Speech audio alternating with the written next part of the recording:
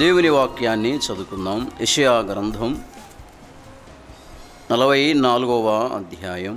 యెషయా గ్రంథం 44వ అధ్యాయం.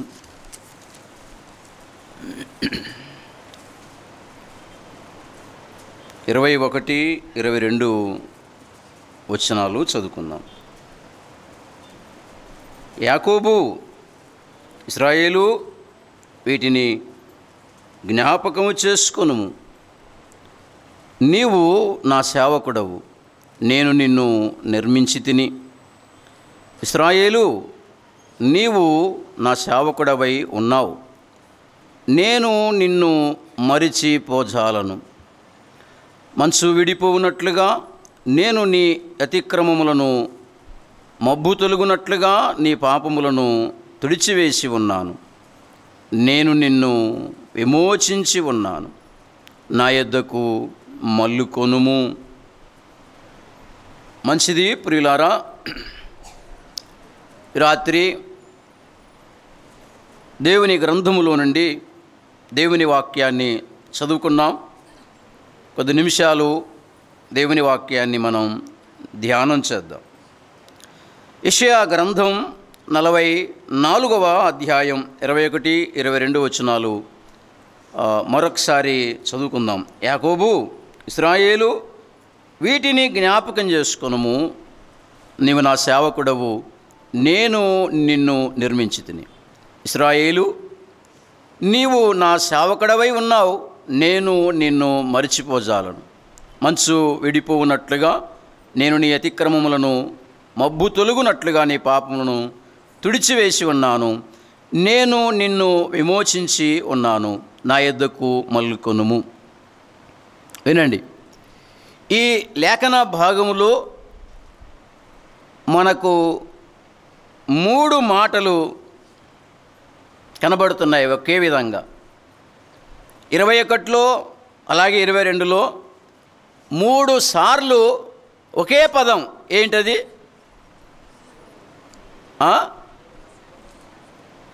ఒకే పదం కనపడుతుంది. సరే, నేను చెప్తాలే. నేను నిన్ను అని మాట కనపడుతుంది. ఈ 2 వచనాల్లో 3 సార్లు ఈ పదం ఏంటంటే నేను నిన్ను అనే మాట కనపడుతుంది. 21లో నేను నిన్ను నిర్మించి తిని అన్నాడు. అదే వచనంలో నేను నిన్ను మరచి పోజాలని అన్నాడు. 22లో నేను నిన్ను విమోచించి ఉన్నాను.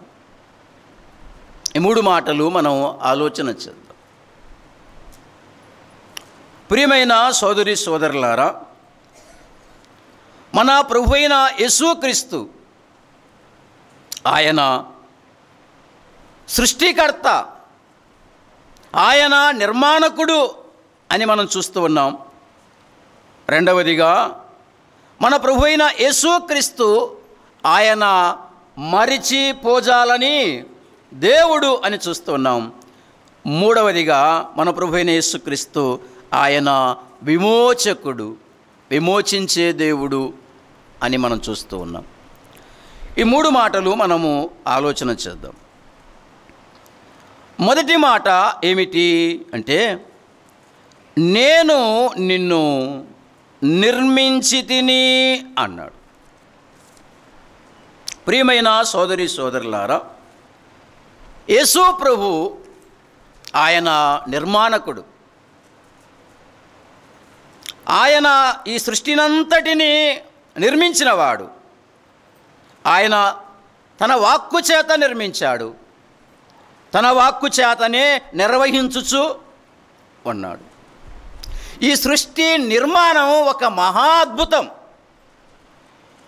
చదువుకున్న వాళ్ళకు బాగా తెలుసు. అంటే ఇక్కడ మొత్తం చదువుకున్న వాళ్ళే ఉంటారని నేను అనుకుంటున్నాను. సైన్స్ తెలిసిన వారికి ఈ సృష్టి నిర్మాణం అంతుబట్టనిది. ఇప్పటికీ శాస్త్రవేత్తలకు తెలిసింది రవ్వంతే.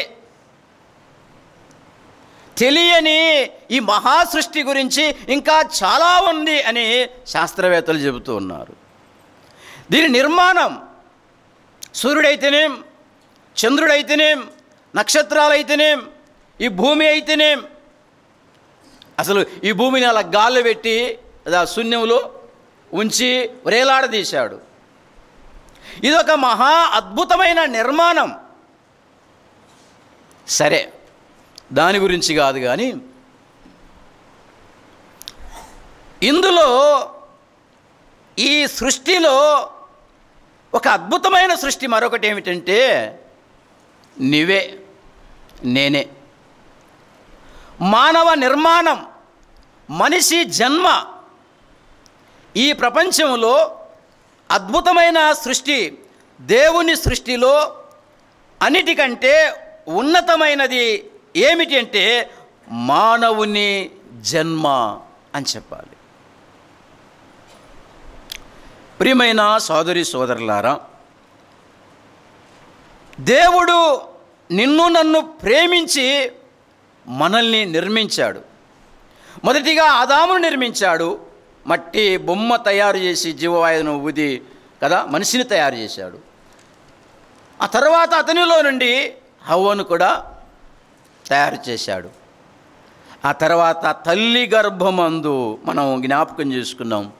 దావీదు 139వ కీర్తన కదా, తల్లి గర్భమందు ఎలా రూపించాడో, ఎలా నిర్మించాడో అది అనుకుంటే, తలుచుకుంటే భయము, ఆశ్చర్యం నాకు కలుగుతున్నది అన్నాడు. సరే, ఇంతకీ ఎందుకు నిన్ను నిర్మించాడు? ఆలోచన చేద్దాం. నిన్ను ప్రేమించి ఎందుకు ఈ లోకములో జన్మింపజేశాడు? తల్లి గర్భములో నిన్నెందుకు రూపించాడు? దేనికోసం? ఏం చేద్దామని భూమి మీదకి వచ్చి నువ్వు? ఈ భూమి మీద నువ్వేం సాధిద్దామని? దేనికోసం? నిన్నెందుకు పంపించాడు? నిన్నెందుకు నిర్మించాడు? నిన్నెందుకు తయారు చేశాడు? నిన్నెందుకు సృజించాడు? ఇందులో కూడా ఒక 3 మాటలు ఆలోచన చేద్దాం రండి. దేవుని గ్రంథములో అపోస్తలుల కార్యముల గ్రంథం 17వ అధ్యాయం 26-27. మరియు యావత్ భూమి మీద కాపురం ఉండుటకు ఆయన యొకని నుండి ప్రతి జాతి మనుషులను, ఎవరి నుండి? ఈ ప్రపంచంలో ఎన్ని జాతులు ఉన్నాయో, ఎన్ని మతాలున్నాయో, ఎన్ని కులాలున్నాయో, ఎన్ని వర్గాలున్నాయో అందరు ఎక్కడి నుంచి వచ్చారు? ఒకని నుండి కదా, ఆదాము నుండి వచ్చారు. ఒకని నుండి, ఆదాము నుండి యావత్ భూమి మీద ప్రతి జాతి మనుషులను ఆయన ఏం చేశాడు? సృష్టించాడు. ఎందుకు? దేనికోసం అంటే ఆ తర్వాత చదివితే, వారు ఒకవేళ దేవునిని తడువులాడి కనుగొందురేమో అని తన్ను వెదకు నిమిత్తము నిర్ణయకాలమును వారి నివాస స్థలము యొక్క పులిమేరలను ఏర్పరచెను. ఆయన మనలో ఎవనికిని దూరముగా ఉండువాడు. ఇక్కడ కొన్ని పదాలు ఉపయోగించాడు. దేవుణ్ణి తడువులాడి అన్నాడు, దేవుణ్ణి కనుగొందురేమో అన్నాడు, ఇంకేమన్నాడు? ఆ దేవుణ్ణి వెదుకు నిమిత్తం అన్నాడు. ఎందు నిమిత్తం వచ్చావు భూలోకానికి నువ్వు? నిన్నెందుకు సృజించాడు? నిన్నెందుకు నిర్మించాడు తెలుసా? ఈ లోకములో నువ్వేదో సాధించాలని కాదు, నువ్వు దేవుణ్ణి వెదకాలి అని, నువ్వు దేవుణ్ణి తెలుసుకోవాలి అని, నువ్వు దేవుణ్ణి గుర్తెరగాలి అని, దేవుడంటే ఏమిటో తెలుసుకోవాలి అని. ఇంకేం తెలుసుకుంది ఏముందన్నా, అయిపోయింది, మునిగిన రోజు నాకు అన్నీ తెలిసిపోయిందంటావా? నీళ్ళలో మునిగాను, ఇంకా లేచాను, అయిపోయింది, నాకు అన్నీ తెలిసిపోయిందంటావా? మనకేం తెలియదు.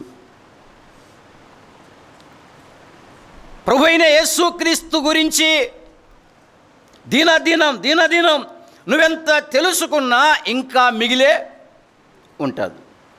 గుర్తుపెట్టుకో. దినదినం నువ్వెంత తెలుసుకున్నా, వెతుకుతున్నావా? మన ప్రభు అయిన యేసుక్రీస్తు గొప్పతనాన్ని వెతుకుతున్నావా? ఆయన యొక్క ఔన్నత్యాన్ని వెతుకుతున్నావా? ఆయన పరిశుద్ధతను వెతుకుతున్నావా? ఆదివారం కూడా సరిగ్గా రాకపోతే నీకేం తెలుస్తుంది? ఇంకా సరే, వచ్చిన రోజున ఏమైనా ఆలోచన చేస్తావా అంటే అప్పుడు కూడా ఆలోచన చేయవు. మీరేదో చెప్పుకోండి మాకేం పని అనుకుంటావు. నీకేం అర్థం అవుతుంది? ఇక నువ్వేం తెలుసుకుంటావు దేవుని గురించి? దేవుని గురించి, ప్రభు అయిన యేసుక్రీస్తు గురించి, ఆయన ప్రేమ గురించి, ఆయన గొప్పతనం గురించి, ఆయన ఔన్నత్యం గురించి, ఆయన పరిశుద్ధత గురించి నువ్వెంత వెతుకుతావో, ఎంత తెలుసుకుంటావో, నువ్వు కూడా అలాగే బ్రతకటానికి నీకు అవకాశం దొరుకుతుంది. నువ్వు వెతకకపోతే నీకేమీ తెలియదు అని చెప్పాలి. 119వ కీర్తన 2వ చరణంలో, 119వ కీర్తన 2వ చరణంలో ఏముందన్నా? 119వ కీర్తన 2వ చరణం. ఆయన శాసనములను గైకొనుచు పూర్ణ హృదయముతో ఆయనను వెదుకువారు ధన్యులు అన్నాడు. ఈ ప్రపంచంలో ధన్యులెవరు, ధన్యజీవులెవరు అంటే ఆయన్ను వెదికేవారే. యేసు ప్రభువును వెదికేవారే ధన్యులు అని లేఖనం చెబుతుంది. కానీ మనమేం వెతుకుతాం? డబ్బును వెతుకుతూ ఉన్నాం, సంపాదన వెతుకుతూ ఉన్నాం, ఏ చదువులు చదవాలని వెతుకుతూ ఉన్నాం కదా. డిప్లొమా అయిపోయింది, రేపు బీటెక్లో ఏం చదవాలి, ఏ కోర్సు తీసుకోవాలి కదా. 10th అయిపోయింది, ఏం చేయాలి? చదువులన్నీ అయిపోయినాయి, ఉద్యోగం ఎక్కడ దొరుకుతుంది? డబ్బు కొరకు వెతుకుతున్నాం, మంచిదేలే. ఉద్యోగం కొరకు వెతుకుతున్నాం, మంచిదే. మరికొందరు పేరు కోసం వెతికేవారు ఉన్నారు, పేరు ప్రఖ్యాతుల కొరకు వెతికేవారు ఉన్నారు, అధికారం వెతికేవారు ఉన్నారు. మరికొందరు పాపాన్ని వెతికేవారు కూడా ఉన్నారు. అయితే వినండి, విశ్వాసి వెతకవలసింది ఏమిటంటే ఆయన్ను మాత్రమే. ఆయన్ను వెతకాలి, ఆయన గురించి తెలుసుకోవాలి. ఎక్కడ దొరుకుతాడు అంటే లేఖనములలో ఆయన నీకు దొరుకుతాడు. ఆయన దర్శనం, ఆయన ఔన్నత్యం, ఆయన గొప్పతనం, ఆయన శ్రేష్టత, ఆయన పరిశుద్ధత, ఆయన విశేషత లేఖనములో నీకు దొరుకుతుంది. నువ్వు చదివితే, ధ్యానిస్తే, వింటే నీకు దొరుకుతాడు. వెతుకుతున్నావా? ఆలోచన చేద్దాం. వెదికేవారు ధన్యులు అని దేవుని వాక్యం చెబుతుంది. ఒక భక్తుడు అంటూ ఉన్నాడు, 63వ కీర్తన 1వ చరణం. దేవా, నా దేవుడవు నీవే, వేకువనే నిన్ను వెదకుదును. ఏటేం? వేకువనే అన్నాడు. వేకువనే, వేకువ జామున లేదా తెల్లారుజామున విశ్వాసులు ఏం చేయాలి? ఆయన పాద సన్నిధి వెతకాలి. ఉదయం లేస్తేనే విశ్వాసులు కదా, భార్య, భర్త, పిల్లలు, నీ కుటుంబం ఉదయం లేస్తే దేవుని పాద సన్నిధి వెతకటం కుటుంబానికి ఆశీర్వాదం అని చెప్పాలి. వెతుకుతున్నామా? ఆలోచన చేద్దాం. నిజంగా లేచిన వెంటనే నువ్వు లేచావు కదా, నీ భర్తను లేపటం, పిల్లలను లేపటం, లేదా నువ్వు లేచావు భార్యను లేపటం, పిల్లలను లేపటం. లేవండి, లేవండి, తెల్లారుతుంది, మనం దేవుని సన్నిధికి వెళ్దాం, మన ప్రభువును వెతుకుదాం, మన ప్రభువును జ్ఞాపకం చేసుకుందాం అని లేపి ఆయన సన్నిధిలో మోకరించి ఆయన గురించి పాడుతున్నావా? నీ ఇంట్లో పాటలు వినబడుతున్నాయా? మోకరించి ఆయన స్తుతిస్తున్నావా? నీ జీవితంలో మరి ఒక దినం ఇచ్చినందుకు ఆ ఉదయకాలం దేవుణ్ణి వెతుకుతూ ఉన్నావా? సహజంగా ఆ కోళ్ళు లేవటమే ఏం ఎదుగుతారు? ఏ మూల పొరకొంది అని ఎదుగుతారు. ఎందుకు? పొద్దున్న లేస్తే కసు కొట్టాలి, అంతే. అది చేయండి, ఏ పని చేయకూడదు కదా. లేస్తేనే వెంటనే ప్రార్థన చేసుకుందామని ఉండదు, బైబిల్ చదువుకుందామని ఉండదు, ఓ 10 నిమిషాలన్నా ఆయన సన్నిధిలో గడుపుదామని ఉండదు. అందరు కాదు, కొందరు లేవటమే పొరక తీసుకుంటారు కదా. బడబడబడ కసు కొట్టేస్తారు, నీళ్లు దిలకరిస్తారు కదా, అంట్లు తోమేస్తారు, కావలసిన వంట సిద్ధం చేసుకుంటారు. మంచిదే. కానీ భక్తుడు అంటున్నాడు, దేవా నా దేవుడవు నీవే, వేకువన నిన్ను వెతుకుతావు. ఏ కుటుంబం అయితే వేకువ జామున ఆయన్ని వెతుకుతారో, ఆయన పాద సన్నిధి వెతుకుతారో, ఆయన పాదాలు పట్టుకుంటారో, పొరకలు కాదు, పాదాలు పట్టుకోవాలి. వేకువనే ఆయన పాదాలు పట్టుకుంటే, ఆయన సన్నిధిలో మోకరిస్తే, ఆయన ఘనపరిస్తే, ఆయన్ని హెచ్చిస్తే ఆ కుటుంబానికి అది ఒక కంచె లాంటిది అని చెప్పాలి. ఆలోచించేద్దాం.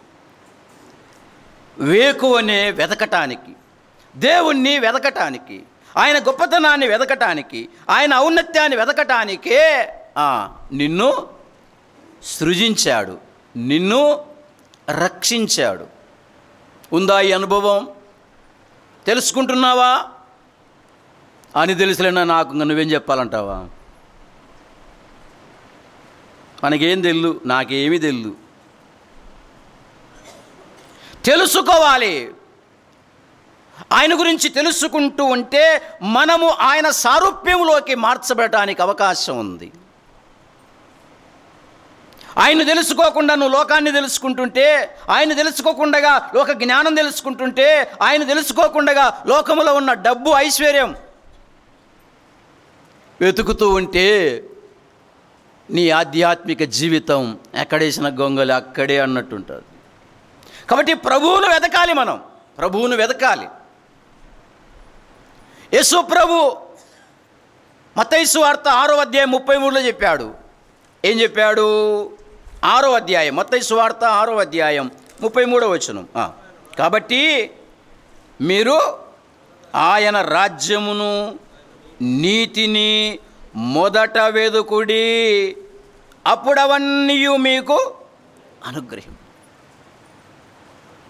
వినండి, మొదట ఏం వెతకాలో చెప్తున్నాడు. మొదట ఏం వెతకాలో, తర్వాత ఏం వెతకాలో చెప్తున్నాడు. మొదట ఆయన రాజ్యం నీతి మెట్టుకు మొదట దేవుణ్ణి వెతకాలని, మొదట దేవుని సంగతులు వెతకాలి, మొదట దేవుని నీతి వెతకాలి, మొదట నువ్వు దేవుని కొరకు ఎలా బతకాలో అది వెతకాలి. దేవుని కొరకు ఎలా బతకాలో నేర్చుకోకుండా ఏం వెతికిన లాభం ఏముంది? ఏం లేదు. నమ్మిన తర్వాత నువ్వెలా బతకాలో, నువ్వెలా సంఘానికి రావాలో, నువ్వెలా వ్యవహరించాలో, ఆయన కొరకు నువ్వెలా బ్రతకాలో నేర్చుకోవాలి. దేవుని గురించిన సంగతులు నువ్వు మొదట తెలుసుకోవాలి. కానీ ఇప్పుడు ఎట్లుందంటే విశ్వాసుల కథ, ఆయన చెప్పి దానికి వ్యతిరేకంగా ఉంది కదా. నాయనా ముందు రాజ్యం వెతుకు, నీతి వెతుకు ముందు, అప్పుడు నీకేం కావాలో అనుగ్రహించబడతాయంటే, లేదు ప్రభువా, నేను మందిరానికి వస్తూ ఉంటే ఇంకా పనిపాటలు చేసుకోవద్దా, నేనేం సంపాదించుకోవద్దా, ఉపవాసం ఉండమంటావా, నువ్వు మచ్చుకు చెప్తావు, ముందు బాగా చదువుకుంటా, ముందు ఉద్యోగం సంపాదించుకుంటా, ముందు డబ్బులు సంపాదించుకుంటా, ఆదివారం 600 రూపాయలు డబ్బులు ఇచ్చారంటే నీ ఆరాధన పక్కన పెట్టి ముందు డబ్బులు సంపాదించుకుంటా, ఎప్పుడో ఆ తర్వాత వీలైతే సమయం ఉంటే చూద్దాంలే. చాలామంది ఉన్నారు. దేవునికి ప్రాధాన్యత ఇవ్వటంలే, దేవుని సన్నిధికి రావటం ప్రాధాన్యత ఇవ్వటంలే, ఆరాధనకు ప్రాధాన్యత ఇవ్వటంలే, ముందు పని చేసుకోవడానికి పరిగెత్తుతూ ఉన్నారు. నీ అవసరత తీరాలి అంటే, నీ అక్కర తీరాలి అంటే ముందు ఆయన్ని వెతకటం నేర్చుకుంటే బాగుపడతావు. ఎందుకు సృజించాడంటే ఆయన్ని వెతకటానికి. ఇందులోనే రెండవది యెషయా గ్రంథం 43వ అధ్యాయం 7వ వచనం. యెషయా గ్రంథం 43వ అధ్యాయం 7వ వచనం. 43:7. నా మహిమ నిమిత్తం నేను సృజించిన వారిని అన్నాడు. 21లో ఏమన్నాడు అక్కడే? నా నిమిత్తం నేను నిర్మించిన జనులు నా స్తోత్రమును ప్రచురము చేయుదురు అన్నాడు. ఎందుకు సృజించాడు? నేను నిన్ను నిర్మించి తిని అన్నాడు ఇశ్రాయేలుతో, నీతో, నాతో. ఎందుకు నిర్మించాడు, ఎందుకు సృజించాడు అంటే రెండవది మనకు లేఖనం చెబుతుంది, నా మహిమ నిమిత్తం, నా మహిమ కొరకు అన్నాడు. నిన్ను నన్ను ఎందుకు సృజించాడంటే ఆయనకు మహిమ కలగాలి, నువ్వు ఆయన్ను మహిమపరచాలి అని. నువ్వు ఆయన గురించిన స్తోత్రాన్ని ప్రచురం చేయాలి, నువ్వు ఆయన్ను స్తుతించాలని, నువ్వు ఆయన్ను ఘనపరచాలని, నువ్వు ఆయన్ని హెచ్చించాలని. ఆయన మహిమ కొరకే, నీ కొరకు కాదు, నీ పిల్లల కొరకు కాదు, నీ డబ్బు కొరకు కాదు, నీ పేరు ప్రఖ్యాతుల కొరకు అసలే కాదు. నువ్వు లోకములో జన్మించావంటే, నువ్వు రక్షించబడ్డావంటే, నువ్వు సంఘములో చేర్చబడ్డావంటే నీ ద్వారా దేవునికి మహిమ కలగాల, నీ ద్వారా దేవునికి మహిమ కలగాల. అవమానం కాదు, అవమానం కాదు, నీ ద్వారా అవమానం కాదు, నీ ద్వారా మహిమ కలగాల, దేవునికి మహిమ కలిగించాలి. కొరింథీయులకు రాసిన మొదటి పత్రిక 6వ అధ్యాయం 19-20 వచనాల్లో, మీ దేహము దేవుని వలన మీకు అనుగ్రహింపబడి మీలోనున్న పరిశుద్ధాత్మకు ఆలయమై ఉన్నదని మీరు ఎరగరా? మీరు మీ సొత్తు కారు, విలువ పెట్టి కొనబడిన వారు గనుక మీ దేహముతో దేవుణ్ణి మహిమపరచుడి అన్న. మీ దేహముతో దేవుణ్ణి మహిమపరచండి. వినండి, నీకు జన్మను ఎందుకు ఇచ్చాడంటే మహిమ కొరకే. నీకు దేహం ఎందుకు ఇచ్చాడు అంటే ఆయన మహిమ కొరకే. నీకు జీవితం ఎందుకు ఇచ్చాడంటే ఆయన మహిమ కొరకే. కరోనా కాలంలో తప్పించి నీకెందుకు ఆయుస్సునిచ్చాడంటే ఆయన మహిమ కొరకే. గుర్తుపెట్టుకో. అంతేకాదు, నీకు కుటుంబం ఇచ్చాడంటే ఎందుకు? ఆయన మహిమ కొరకే. నీకు డబ్బు ఇచ్చాడంటే ఎందుకు? ఆయన మహిమ కొరకే. నీకు ఉద్యోగం ఇచ్చాడు అంటే ఎందుకు? ఆయన మహిమ కొరకు, ఇంక దేని కొరకు కాదు, ఆయన మహిమ కొరకే. ఈ దేహం ఈ జీవితం ఆయన మహిమ కొరకు. కాబట్టి ఈ దేహముతో నువ్వేం చేయాలి? మహిమపరచాలి. ధ్యానం చెప్పుకున్నాం, ఈ దేహం పాపం కొరకు కాదు, ఈ దేహం ప్రభు కొరకు, ఈ దేహం ప్రభు మహిమ కొరకు. ఈ నోరు ఉంది అంటే ప్రభువును మహిమపరచటానికి, పాడటానికి. ఈ చెవులు ఉన్నాయి అంటే దేవుని వాక్యం చెవులార వినటానికి. ఈ కళ్ళు ఇచ్చాడంటే దేవుని వాక్యాన్ని దర్శించటానికి. దేనికి ఉపయోగిస్తున్నావో నాకు తెలియదు. చెడు మాటలు వింటున్నావా? చూడకూడని కార్యాలు చూస్తున్నావా? నీ దేహముతో ఏం చేస్తున్నావో? పాపం చేస్తే అవమానం కలుగుతుంది. ప్రభువును అవమానపరిచేవారు చాలామంది ఉన్నారు. పక్కింటిలతో కొట్లాడుతీవి, ఈరుమారగా కొట్లాడుతీవి, ఇక్కడికి వచ్చేవో మళ్ళీ పాట పాడుతీవి. అది అవమానమా మహిమనా? అవమానమే. అంటే మా ఊర్లో నన్ను అడిగినారు, ఏమన్నా ఆయన భలే పాట పాడతాడే, తెలుసా ఆయన కథ నీకు అన్నాడు. ఏం చేశాడన్నా అన్నాడు. ఏం చేశాడు చూడిపోయి ఇట్లా చేసినాడు అంటున్నాడు. ఏం చెప్పాలో అర్థం కాలే. దేవుణ్ణి మహిమపరచవలసిన వారు దేవుని నామానికి అవమానం తెస్తూ ఉన్నారు. మనము దేవుణ్ణి మహిమపరచాలి. మన మాటల ద్వారా, మన కార్యాల ద్వారా, మన పద్ధతుల ద్వారా, మన ప్రేమ ద్వారా, మన జీవన విధానము ద్వారా, మన భక్తి ద్వారా ప్రభువుకు మహిమ కలగాలి. అవమానం కలిగించేవారు ఉన్నారు. కొట్లాటలు అవమానం కలిగిస్తాయి, సనుగులు అవమానం కలగజేస్తాయి, అసూయలు అవమానం కలగజేస్తాయి, భేదాభిప్రాయాలు అవమానం కలగజేస్తాయి. ప్రభువును మహిమపరుద్దాం. ప్రభువుకు అవమానం కలిగిస్తుంది అన్నది ఏదైనా సరే దాన్ని మనం విడిచిపెడదాం. మన ద్వారా ప్రభువుకు మహిమ కలగాలి. అందుకే దేహం ఇచ్చాడు, అందుకే మనల్ని సృజించాడు. నా మహిమ నిమిత్తం నేను సృజించిన అన్నాడు. ఆయనకు మహిమ కలగాలి. సోదరీ సోదరుడా, నువ్వు పాట పాడినా ఎవరికి కలగాలి? మహిమ ఆయనకు కలగాలి. నువ్వు పరిచర్య చేస్తూ ఉన్నా ఆయనకు మహిమ కలగాలి. గుర్తుపెట్టుకో. వాక్యం చెబుతున్నా ఆయన హెచ్చించబడాలి, ఆయన మహిమపరచబడాలి. కొరింథీయులకు రాసిన మొదటి పత్రిక 10:31 అన్నాడు. ఏమన్నాడు అంటే, పానం చేసినా భోజనం చేసినా మీరేమి చేసినా ఆయనకు మహిమ కలిగేటట్లే చెయ్యండి. చివరికి నువ్వు నీళ్ళు తాగినా సరే, నాకే అర్థం కాలే, ఏంటి నీళ్ళు తాగే దాంట్లో కూడా ఉందా అంటే ఉంది మరి. భోజనం తినే దాంట్లో కూడా ఉందా? ఉంది మరి. ఓ పెళ్లి భోజనంలో భోజనం పెడుతున్నారు, ఓ పెళ్ళి భోజన పంక్తిలో భోజనం పెడుతున్నారు. భోజనం పెడుతుంటే కదా 5 ముక్కలు ఒక ఆయనకి వేశాడు, 2 ముక్కలు ఒక ఆయనకి వేశాడు. ఈ 2 ముక్కలు ఆయనకి వేసిన మంట రేగిందట్నే. ఆహా, నేనంతా తీసిపోయినన్నా, వానికేమో 5 ముక్కలు వేసావు, నాకేమో 2 ముక్కలు వేసావు అని కొట్లాట పెట్టుకున్నాడు. పిచ్చలు భోజనాలు గీజనాలు చల్లా చెదరైపోయినాయి, తన్నులాట ఎక్కువైపోయింది. సరే, అది లోకంలో. ఒకవేళ విశ్వాసం ఎట్ట చేసినావు అనుకో, దేవునికి అవమానమే కదా. ఆలోచించేద్దాం.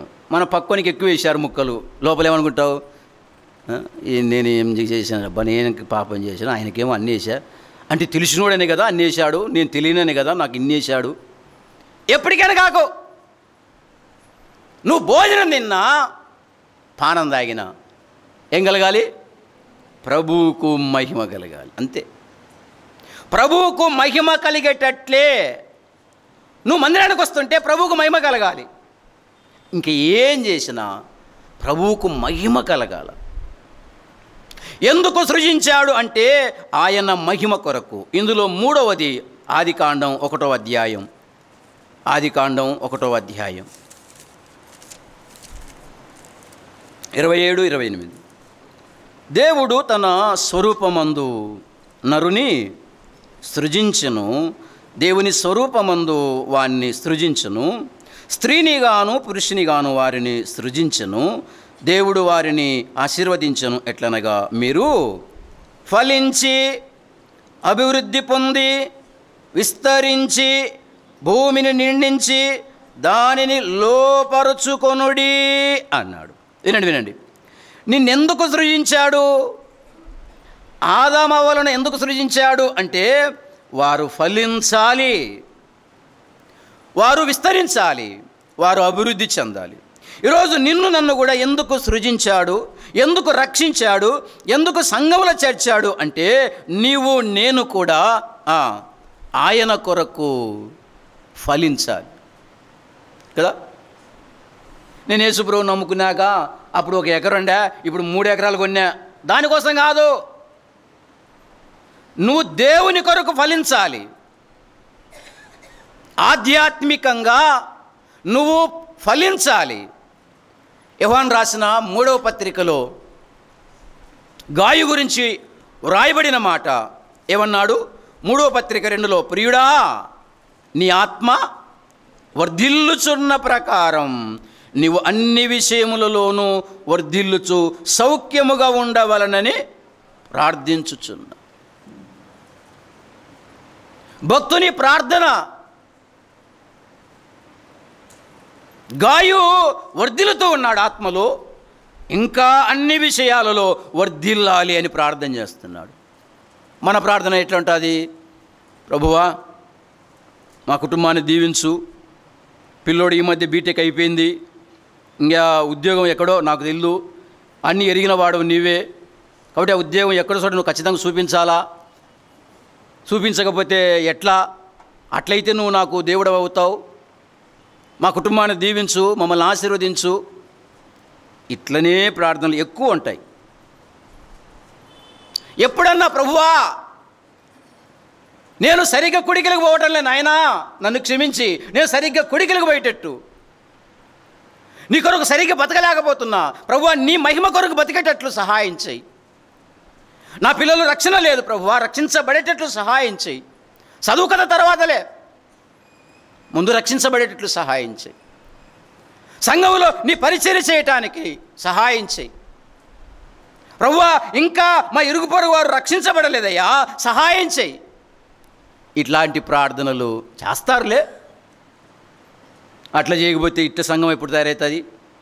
చేసేవాళ్ళు కూడా ఉండరు, కానీ ఎక్కువ మంది అట్లా చేసుకోరు. భౌతికమైన స్వార్థ ప్రార్థనలు చేసేవాళ్ళు ఎక్కువ ఉన్నారు. స్వప్రయోజనమే వారికి ముఖ్యంగా ఉంటుంది. అట్లా కాదు, ఆత్మలో వర్ధిల్లటానికి మన ఆత్మ వర్ధిల్లుతూ ఉండాలి, మన ఆత్మీయత వర్ధిల్లుతూ ఉండాలి.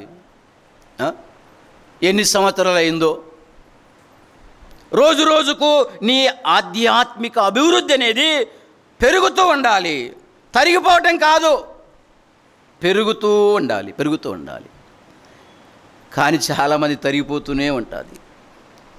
మొదట్లో ఉరికిరికి మందిరానికి వచ్చిన వాళ్ళు కొన్నాళ్ళ తర్వాత కనబడకుండా పోతూ ఉంటారు, మన గణపడినే తప్పించుకొని పోతూ ఉంటారు. కారణం ఆత్మీయంగా వెనకబడిపోతూ ఉన్నారు. మనం వర్ధిల్లాల్సింది, మనం ఫలించాల్సింది ఆత్మ సంబంధంగా, దైవిక సంగతులలో మనం వర్ధిల్లాలి. లోతు గురించి వ్రాయబడింది ఆదికాండం 13వ అధ్యాయంలో 6వ వచనంలో రాయబడింది, వారు కలిసి నివసించలేనంత విస్తారమైన ఆస్తి కలిగిందని. లోతు యొక్క ఆస్తి విస్తరించింది, కానీ లోతు ఆధ్యాత్మికంగా వెనకబడిపోయాడు. ఆలోచన చేద్దాం. లోకంలో 4 డబ్బులు సంపాదించుకోకపోయినా పర్వాలే అమ్మా, ఒకవేళ కూలి నష్టమైన పర్వాలే, ఆత్మీయతను సంపాదించుకో, నీతిని సంపాదించుకో, భక్తిని సంపాదించుకో, ప్రేమను సంపాదించుకో, ఓర్పును సాత్వికాన్ని సంపాదించుకో, దాని కొరకు ప్రయాసపడన్నాడు తిమోతితో పౌలు. ఆత్మ సంబంధంగా మనం వర్ధిల్లాలి అని ఆయన నిన్ను సృజించాడు, నిన్ను రక్షించాడు. రెండవ మాట, యెషయా గ్రంథం 44వ అధ్యాయం, యెషయా గ్రంథం 44వ అధ్యాయం 21వ వచనం.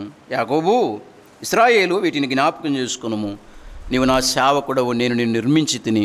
ఇశ్రాయేలు, నీవు నా సేవకుడవై ఉన్నావు, నేను నిన్ను మరిచిపోజాలను అన్నాడు. మన ప్రభువైన యేసుక్రీస్తు ఎలాంటి దేవుడు అంటే నిన్ను నన్ను మరిచిపోని దేవుడు. మరువజాలను అన్నాడు. ఆ మాటలో చాలా విశేషత ఉంది. ఇశ్రాయేలు, నేను ఎవరనుకున్నావు? నేను నిన్ను మరిచిపోజాలను. నువ్వు నా నిర్మాణం, నీవు నా సృష్టి, నీవు నా సేవకుడవు, నేను నిన్ను మరిచిపోజాలనయ్యా. యేసు ప్రభువా అయ్యా, ఆయన నిన్ను మరిచిపోడు, గుర్తుపెట్టుకో. నన్ను మరిచిపోయాడేమో దేవుడు, అందుకే ఈ కష్టాలు, మరిచిపోయాడేమో అందుకే ఈ ఇబ్బందులు అని ఎప్పటికీ అనుకోవద్దు. యెషయా గ్రంథంలో రాయబడింది 59:15లో, తల్లి అయినా మరుచునేమో కానీ నేను నిన్ను మరువజాలను అన్నాడు. తల్లి అయిన మరుచునేమో, కన్న బిడ్డను తల్లి మరిచిపోతుంది. నిన్ననే వార్తలు విన్నా, ఒక చోట బస్టాండ్కి దగ్గరలో కదా బట్టలు కప్పి ఒక శిశువును వదిలిపెట్టిపోయారు. కన్న తల్లి మర్చిపోయింది. పేగు తెంచుకొని కన్న బిడ్డనే తల్లి మర్చిపోతుంది. దావీదన్నాడు 27వ కీర్తన 10లో, నా తల్లిదండ్రులు నన్ను విడిచినను యెహోవా నన్ను చారదీయును. నిజం, ఈ ప్రపంచంలో నిన్ను ఎవరు మర్చిపోయినా, నీ తల్లి మర్చిపోవచ్చు, తండ్రి మర్చిపోవచ్చు, కానీ పెంచి పెద్ద చేసిన పిల్లలే ఈరోజు మర్చిపోతున్నారు కదా. ఈరోజు మర్చిపోతున్నారు. వారిని కని పెంచి పెద్ద చేసి ప్రయోజకులుగా చేస్తే అన్నం పెట్టడానికి కూడా వీలు లేదు. ఇప్పుడు ఏం చేస్తున్నారు? తల్లిదండ్రులను అనాథాశ్రయాలలో వదిలిపెడుతున్నారు. ఇంకెందుకు ఈ జీవితం? తల్లిదండ్రులను చూడలేని జీవితం, తల్లిదండ్రులను ప్రేమించలేని జీవితం, తల్లిదండ్రులకు సేవ చేసుకోలేని ఈ జీవితం ఎందుకు? అది దౌర్భాగ్యం, అంతే. గుర్తుపెట్టుకుందాం, దేవుని తరువాత తల్లి తండ్రి మనకు ముఖ్యం. చిన్నప్పుడు నిన్ను పెంచి పెద్ద చేశారు కదా, తెలుసా? ఆ 2 ఏళ్ళ పసిప్రాయంలో, ఆ 3 ఏళ్ళ పసిప్రాయంలో నువ్వెలా పొరలాడుతూ ఉంటే, నిన్ను ఎత్తుకొని కడిగి ముద్దాడితే ఈరోజు పెద్దగా అయినావని తల్లిదండ్రులు పట్టించుకోకపోతే ఇంకెందుకు ఈ జీవితం? దండగా. అయితే పిల్లలు మర్చిపోవచ్చు, కానీ నువ్వు నమ్ముకున్న దేవుడు, మనం నమ్ముకున్న దేవుడు మర్చిపోడు. ఆయన మీద విశ్వాసం ఉంచు, ఆయన మీద ఆధారపడు. ఈ ప్రపంచంలో ఇంకెవరైనా మర్చిపోవచ్చేమో, కానీ ఆయన అంటున్నాడు, ఇశ్రాయేలు నేను నిన్ను మర్చిపోజాలను. ఒకవేళ నువ్వే మర్చిపోవచ్చేమో, నువ్వే మర్చిపోవచ్చేమో, నేను నిన్ను మరవజాలను. సోదరి సోదరుడా, మన దేవుడు మర్చిపోజాలని దేవుడు. అట్లయితే మనం కూడా ఏం చేయాలి? మనం కూడా ఆయన్ను మర్చిపోకుండా గుర్తు పెట్టుకోవాలి. మనం కూడా మర్చిపోకూడదు ఆయన్ను. చూద్దాం, ద్వితీయోపదేశకాండం 6వ అధ్యాయం 12వ వచనం చదువుకుందాం. ద్వితీయోపదేశకాండము 6వ అధ్యాయం 12వ వచనం. దాసుల గృహమైన ఐగుప్తు దేశములో నుండి నిన్ను రప్పించిన యెహోవాను మరువకుండా నీవు జాగ్రత్త పడుము అన్నాడు. ప్రియులారా, యేసు ప్రభువును మర్చిపోకూడదు. దాసుల గృహమైన ఐగుప్తులో నుండి విడిపించాడు కదా. లోకంలో మనం ఉండగా, పాపములో మనం ఉండగా యేసు ప్రభు మనల్ని కూడా విడిపించాడు కదా. విడిపించాడు, మనల్ని రక్షించాడు. ఆయన మన దేవుడు. ఎప్పటికే కానీ మనము ఆయన్ను మర్చిపోకూడదు. ప్రభువైన యేసుక్రీస్తు మనకు ప్రతి క్షణం గుర్తుండిపోతుండాలి, మన హృదయంలో తలపోస్తూ ఉండాలి. ప్రభువును మనం జ్ఞాపకం చేసుకుంటూ ఉండాలి. మర్చిపోయేవారు చాలామంది ఉన్నారు. మర్చిపోయేవారు ఆయన ఆరాధనకు రాకుండగా, ఆయనకు కృతజ్ఞత చెప్పడానికి రాకుండగా ఆయన మరిచిపోయే విశ్వాసులు ఉన్నారు. ఇదే ద్వితీయోపదేశకాండం 8వ అధ్యాయంలో కొన్ని ప్రమాదాలు చెప్పాడు. ద్వితీయోపదేశకాండం 8వ అధ్యాయం 11 నుంచి 10 కూడా చదువుకుందాం. నీవు తిని తృప్తి పొంది నీ దేవుడైన యెహోవా నీకు ఇచ్చిన మంచి దేశమును బట్టి ఆయనను స్తుతింపవలెను. నేడు నేను నీకు ఆజ్ఞాపించు ఆయన ఆజ్ఞలను, విధులను, కట్టడలను నీవు అనుసరింపక నీ దేవుడైన యెహోవాను మరచి కడుపార తిని మంచి ఇండ్లు కట్టించుకొని వాటిలో నివసింపగా నీ పశువులు నీ గొర్రె మేకలను వృద్ధి అయి నీకు వెండి బంగారములు విస్తరించి నీకు కలిగినదంతయు వర్ధిల్లినప్పుడు నీ మనస్సు మదించి దాసుల గృహమైన ఐగుప్తు దేశములో నుండి నిన్ను రప్పించిన నీ దేవుడైన యెహోవాను మరచెదవేమో. అమ్మా, కొన్ని ప్రమాదాలు ఉన్నాయి తెలుసా? కొన్ని ప్రమాదాలు ఉన్నాయి. ఆయన్ను మరిచిపోవటానికి, ఆయన సన్నిధికి రాకుండా మరిచిపోవటానికి, ఆయన జ్ఞాపకం చేసుకోకుండా ఉండటానికి కొన్ని ప్రమాదాలు ఉన్నాయి. ఏమిటి ఆ ప్రమాదాలు అంటే, నీ ఆస్తి అంతస్తు ఎక్కువైపోతే, నీ ఆస్తి అంతస్తు, నీ వెండి నీ బంగారము కదా విస్తారమైపోతే, నీ పశువులు నీ మందలు నీ మేకలు విస్తారమైపోతే. వినండి, లోకములో ఉన్న ఆస్తి పాస్తులు ప్రభువును మరిచిపోయేటట్లు చెయ్యటానికి అవకాశాలున్నాయి. ఇది అందరి విషయంలో కాకపోవచ్చు. అబ్రహాముకు ఆస్తి విస్తరించింది, అయినా అబ్రహాము ఎప్పుడు కూడా ప్రభువును మర్చిపోలే. కానీ లోతు ఆస్తి విస్తరించింది, ఏమైపోయాడు? వెనకబడిపోయాడు. ఆస్తి విస్తరిస్తే, అంతస్తు విస్తరిస్తే మరిచిపోయే ప్రమాదం ఉంది. ఒక ఉదాహరణ చెప్తాను. ఇద్దరు భార్యాభర్తలు, యేసుప్రభు నమ్ముకోలే. భర్త మంచి తాగుబోతు, తాగుబోతులు మన మంచోడు, బాగా తాగేవాడు, ఏ పని పాటలే ఇంకా తాగడం అంతే, ఇంట్లో ఉన్న వస్తువులు అమ్ముకొని తాగటం. దేవుని దయ వల్ల స్వార్థ విని రక్షించబడ్డారు.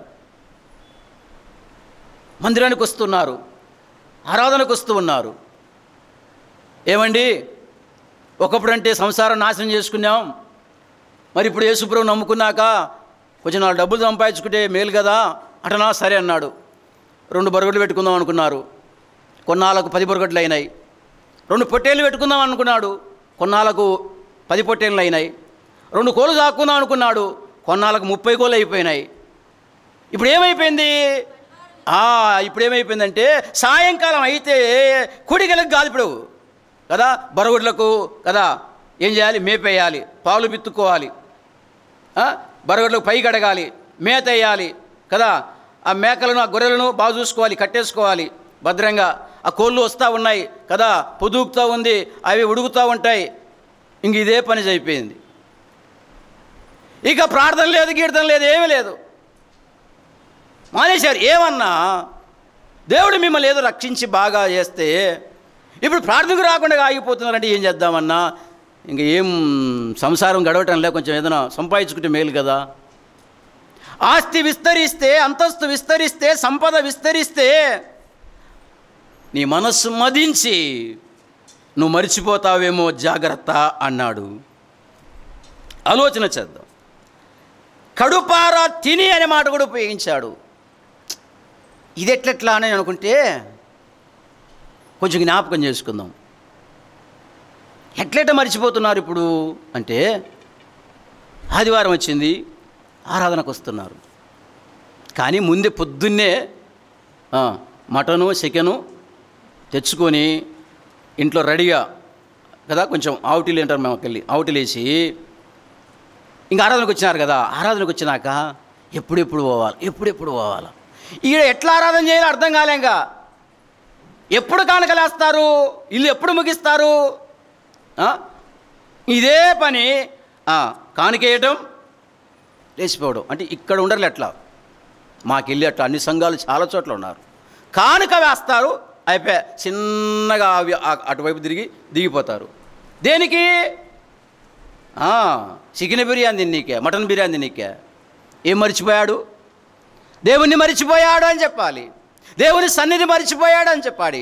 అసలు దేవుని సన్నిధి, ఆయన ఆరాధన మీద అసలు ఆ కృతజ్ఞత భావమే లేదని చెప్పాలి. కడుపారా తినాలనే ఆలోచనతో ఆరాధన త్వరగా ముగించుకొని వెళ్ళిపోతున్నాడంటే అనుకున్న. అప్పుడు నిజమే, ఈ మాట కూడా అట్టనేందులే అనుకున్నా. మన ఆరాధనకు మన భోజనాలు అడ్డు రాకూడదు, గుర్తుపెట్టుకుందాం. మన ప్రార్థనకు, మన ఆరాధనకు, ఆయన జ్ఞాపకం చేసుకోవటానికి మనకు చికెన్ బిర్యానీ కానీ, మటన్ బిర్యానీ కానీ, ఇంక ఏ వంటకమే కానీ, ఏదన్నా కానీ ఆటంకం కాకూడదు.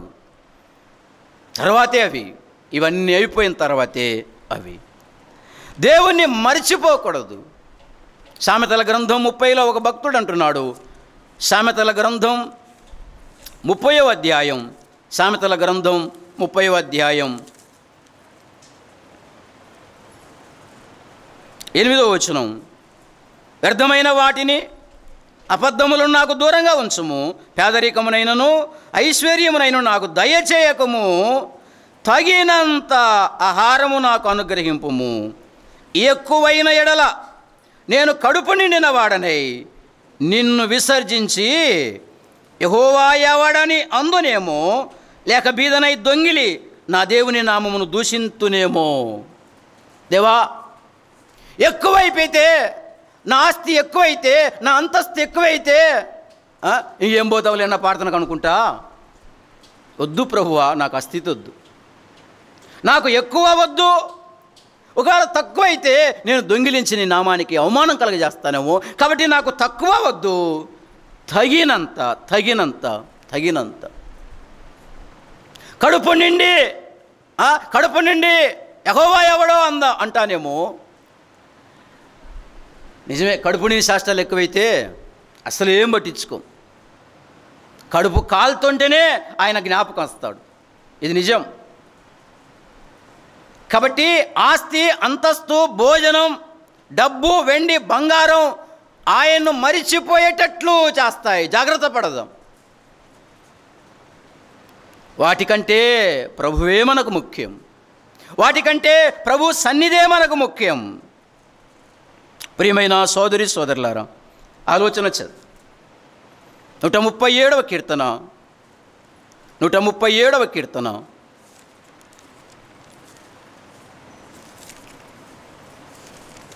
5వ చరణం. 137వ కీర్తన 5వ చరణం. యెరూషలేమా, నేను నిన్ను మరచిన ఎడల నా కుడి చెయ్యి తన నేర్పు మరుచునుగాక. నేను నిన్ను జ్ఞాపకము చేసి కొనని ఎడల నా ముఖ్య సంతోషము కంటే నేను యెరూషలేమును హెచ్చుగా ఎంచని ఎడల నా నాలుక నా అంగిటిని అంటుకొనుగాక అన్నాడు. మనము మరిచిపోకూడని మరొక్కటి ఏమిటంటే యెరూషలేమును మనం మరిచిపోకూడదు. యెరూషలేము అంటే ఇప్పుడు సంఘం. స్థానిక సంఘాన్ని మనము ఎల్లప్పుడూ జ్ఞాపకం పెట్టుకోవాలి. స్థానిక సంఘాన్ని మనం ఎన్నడూ విడవకూడదు. స్థానిక సంఘాన్ని మనం మరిచిపోకూడదు. భక్తుడు అంటున్నాడు, యెరూషలేమా, నేను నిన్ను మరిచిన ఎడల నా కుడి చెయ్యి తన నేర్పు. గుర్తుపెట్టుకో, సంఘానికి సరిగ్గా రాకపోతే, ఆరాధనకు సరిగ్గా రాకపోతే, నువ్వు సంఘాన్ని జ్ఞాపకం చేసుకోకపోతే, సంఘాన్ని మరిచి, సంఘాన్ని విడిచి నీ ఇష్టానుసారంగా ఉంటే నీ నేర్పుతనం కోల్పోతావు. గుర్తుపెట్టుకో, నీ పనితనం పోతుంది. గుర్తుపెట్టుకో, నేనే శాపం పెట్టడంలే, మళ్ళా అటన్ కాగరి. స్థానిక సంఘాన్ని నువ్వు మర్చిపోకూడదు. స్థానిక సంఘాన్ని నువ్వెన్నడే కానీ విడిచిపెట్టకూడదు. మర్చిపోతే అంటున్నాడు, నా చెయ్యి నేర్పు మర్చిపోతా. నేను నిన్ను జ్ఞాపకం చేసుకోకపోతే నా ముఖ్య సంతోషము కంటే నేను యెరూషలేమును హెచ్చుగా. అట్లయితే మన ముఖ్య సంతోషం కంటే సంఘాన్ని ఎక్కువగా ఎంచాలి. గుర్తుపెట్టుకో, ఈ ప్రపంచంలో నీకెన్ని సంతోషాలు కలుగుతాయో నీ ముఖ్య సంతోషం కంటే నువ్వు ఎక్కువగా ఎంచవలసింది స్థానిక సంఘాన్ని. మర్చిపోకూడదు. కుడికలకు సరిగ్గా రావంటే అర్థం ఏంటి? మర్చిపోతున్నావు. ఆరాధనకు సరిగ్గా రావటం లేదంటే అర్థం ఏంటి? మర్చిపోతున్నావు, నష్టపోతావు. గుర్తుపెట్టుకో, సంఘం అంటే ఎలా జీవించాలో జీవిత పాఠాలు నేర్పే స్థలం ఇది. గుర్తుపెట్టుకో, సంఘం అంటే నిన్ను ఆధ్యాత్మికంగా ఉన్నత శిఖరాలకు తీసుకుని వెళ్ళే ఓ ట్రైనింగ్ సెంటరు సంఘము అంటే. దేవుని కొరకు, ఆయన మహిమ కొరకు నువ్వెలా బ్రతకాలో నేర్పేది సంఘం. సాతాను శక్తుల మీద విజయం ఎలా పొందాలో ఇక్కడే ప్రార్థనలో, విజ్ఞాపనలో నీకు అభ్యాసం చేసేది సంఘం అంటే. సంఘం అంటే సామాన్యం కాదు. సంఘానికి మన జీవితంలో విలువనివ్వాలి, సంఘానికి మన జీవితంలో ప్రాధాన్యతనివ్వాలి. కొందరు మానుకొనుచున్నట్టుగా, ఎబ్రీ 10:24లో కొందరు మానుకొనుచున్నట్టుగా సమాజము కూడుట మానక ఆ దినము సమీపించే కొలది మరీ ఎక్కువ చేసుకోమన్నాడా, తక్కువ చేసుకోమన్నాడా? ఎక్కువ చేసుకోమన్నాడు కదా. మనం కరోనా వచ్చిందని భయపడుతూ ఉంటాం. సరే, మనం జాగ్రత్తలు తీసుకోవాల్సిందే కదా. అంతా అయిపోయింది. మనకు వీలైనంత ఎక్కువగా సమాజము కూడుకుంటూ, పురికొల్పుకుంటూ, హెచ్చరించుకుంటూ ప్రభు రాకడకు మనం సిద్ధపడాలి. స్థానిక సంఘంలో నియామకపు కూడికలు ఏ రోజు ఉంటాయో కొన్ని చోట్ల వారికి అనుకూలంగా ఉంటాయి. ఆ నియామకపు కూడికలో నువ్వు ఉండాలి. ఏ రోజైనా నువ్వు మర్చిపోకూడదు. నువ్వు ఉండి అక్కడ చేరి ప్రభువును గణపరిస్తే అది నీకెంతో దివ్యనకరం అని చెప్పాలి. కాబట్టి ప్రభువును మర్చిపోకూడదు, సంఘాన్ని మర్చిపోకూడదు. సామెతల గ్రంథం 3వ అధ్యాయం 1వ వచనం, నా కుమారుడా నా ఉపదేశమును మరువకుము అన్నాడు. ఇందులోనే 3వదిగా ఉపదేశం మర్చిపోకూడదు.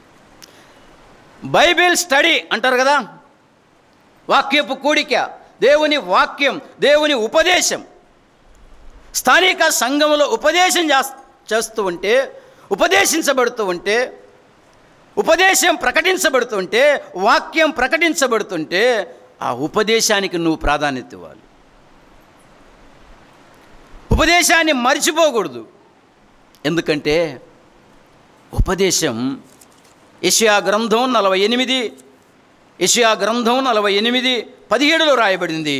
యెషయా గ్రంథం 48:17లో, నీ విమోచకుడును ఇశ్రాయేలు పరిశుద్ధ దేవుడనైన యెహోవా ఇలాగు సెలవిచ్చుచున్నాడు, నీకు ప్రయోజనము కలుగునట్లు నీ దేవుడనైన యెహోవానగు నేనే నీకు ఉపదేశము చేయుదును, నీవు నడవవలసిన త్రోవను నిన్ను నడిపించుదు. దేవుడే నీకు ఉపదేశం చేస్తాడు. తన దాసులను నిలిపి ఆత్మతో నింపి నీకు ఉపదేశం, నువ్వెలా బ్రతకాలో, ప్రయోజనకరంగా నువ్వెలా జీవించాలో, నీకు ప్రయోజనం కలిగేటట్లు, నీకు మేలు కలిగేటట్లు ఉపదేశం చేస్తాడు. వాక్యము బోధిస్తూ ఉంటాడు. కొందరు ఏమంటున్నారంటే, ఏమన్నా రాలేదు సంఘానికి నువ్వంటే, ఏమొచ్చావన్నా, నేను సంఘానికి వచ్చే నా గురించే వాక్యం చెప్తూ ఉంటాడు ఆయన.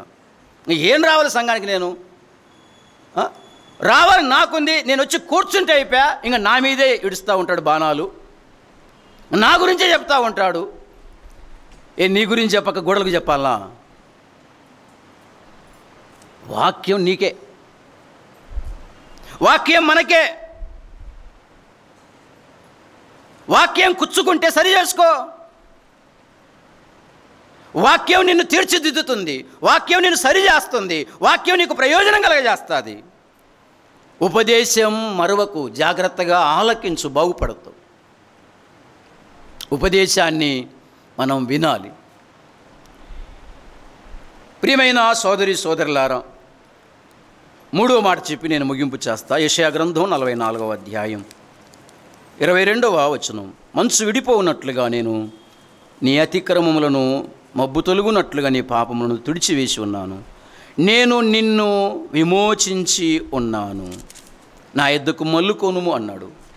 3వ మాట, ఆయన విమోచకుడు, నేను నిన్ను విమోచించి ఉన్నాను అన్నాడు. నిజమే, మన ప్రభు అయిన యేసుక్రీస్తు ఎవరు అంటే ఆయన మన విమోచకుడు. ప్రియమైన సోదరి సోదరులారా,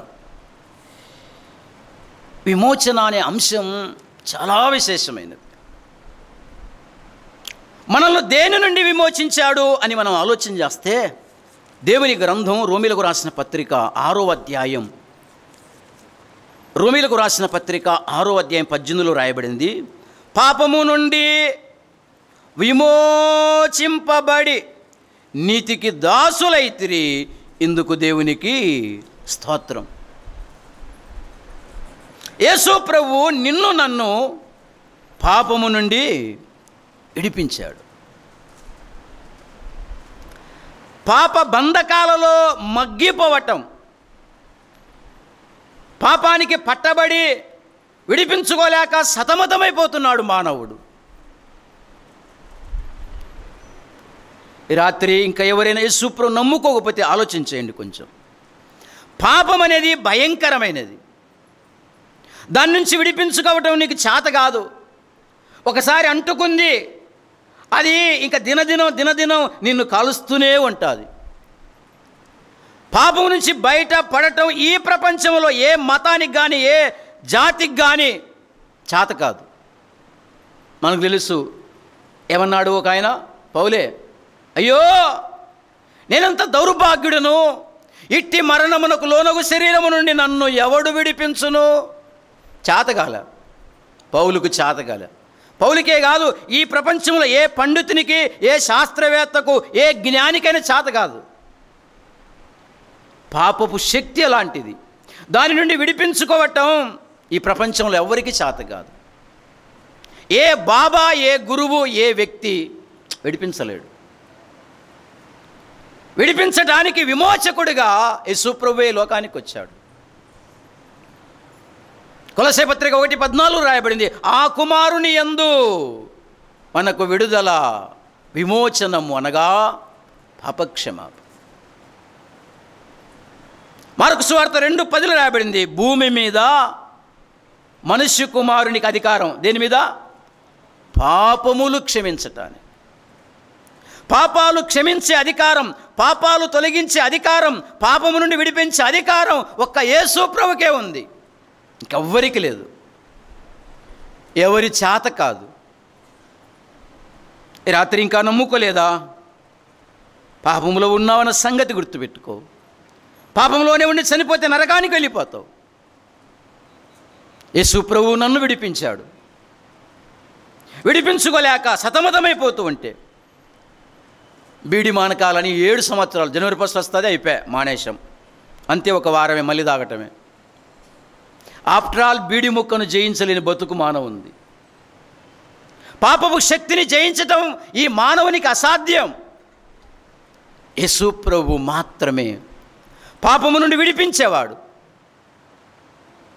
ఎలా విడిపించాడు అంటే, పేతురు రాసిన మొదటి పత్రిక 1వ అధ్యాయం 18వ వచనంలో రాయబడింది, పితృపారంపర్యమైన మీ వ్యర్థ ప్రవర్తనను విడిచిపెట్టినట్లుగా వెండి బంగారముల వంటి క్షయ వస్తువుల చేత మీరు విమోచింపబడలేదు కానీ. అమ్మా, వెండి నిన్ను విమోచించలేదు, బంగారు నిన్ను విమోచించలేదు కదా. నువ్వు తీసుకుపోయి ఉండిలో ఎన్ని డబ్బులు వేసినా, ఎంత బంగారు వేసినా నీకు పాపక్షమాపణ లేదు. వెండి బంగారు వంటి క్షయ వస్తువుల చేత విమోచింపబడలేదు కానీ అమూల్యమైన రక్తము చేత, అనగా నిర్దోషమును నిష్కలంకమునగు గొర్రెపిల్ల వంటి క్రీస్తు రక్తము చేత విమోచింపబడితిరని మీరెరుగుదురు కదా అన్నాడు. అవును, యేసు రక్తం, ఆయన శిలువ యాగం, కల్వరి శిలువలో ఆయన బలి అయిన విధానం మన విమోచన కొరకే. కల్వరి శిలువలో ఆయన బలి అయిపోయాడు. తన వీపంతా చాలుగా దున్నబడి చేసుకున్నాడు. ఆయన తలపై ముళ్ళ కిరీటం, ఆయన కాళ్ళకు చేతులకు మేకులు, ప్రక్కలో బల్లెపోటు, మన కొరకు రక్తమంతా దారపోశాడు. మరణించి 3వ రోజు తిరిగి లేచాడు నిన్ను విడిపించటానికి, పాపము నుండి విడిపించటానికి. నీ కొరకు, నా కొరకు ఆయన బలి అయిపోయాడు. ఈ రాత్రి అయినా ఆలోచించేయి. ఇంకా నమ్ముకోలేదేమో. అందరూ నమ్ముకుంటే దేవునికి స్తోత్రం. కానీ నువ్వు ఇంకా తీర్మానం చేయలేదేమో, నువ్వు ఇంకా మారు మనసు పొందలేదేమో. ఈ రాత్రి అయినా ఆలోచన చెయ్యి. పాపము నుండి నిన్ను విడిపించటానికి ప్రాణం పెట్టి తిరిగి లేచిన దేవుడు మన ప్రభు అయిన యేసుక్రీస్తు. ఈ రాత్రి అయినా నమ్ముకో. ఒక్క మాట చెప్పి నేను ముగిస్తున్నాను. ఎందుకు మనల్ని విమోచించాడు అంటే, చూడనా, రోమాపత్రిక 6వ అధ్యాయం 22వ వచనం. రోమాపత్రిక 6వ అధ్యాయం 22వ వచనం చదువుదాం.